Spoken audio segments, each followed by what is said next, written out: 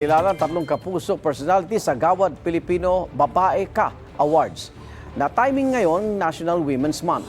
Kabilang sa mga kinilalang kasama natin dito sa unang hirit at GMA Integrated News Reporter and Anchor na si Marie Sumali. Pati ang GMA Integrated News Reporter din na si EJ Gomez.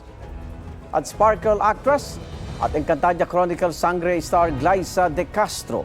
At para po yan sa kanilang natatanging kontribusyon sa pagtaguyod ng kababaihan sa iba't ibang larangan. Papasalamat sina Maris, EJ at Glyza sa pagkilala. Ginawaran din ang awards sa ibang personalidad sa ilang larangan. These kinds of awards challenge stereotypes. Ibig sabihin, dito mapapatunayan na hindi lang lalaki ang may kaya sa mga bagay-bagay, kundi kung ano yung kayang gawin ng lalaki, kayang-kayang gawin din ng babae.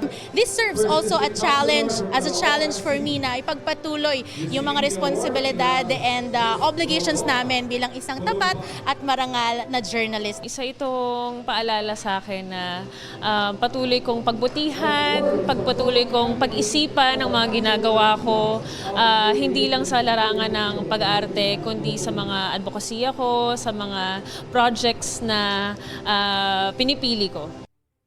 Igan, mauna ka sa mga balita, mag-subscribe na sa GMA Integrated News sa YouTube para sa iba't ibang ulat sa ating bansa.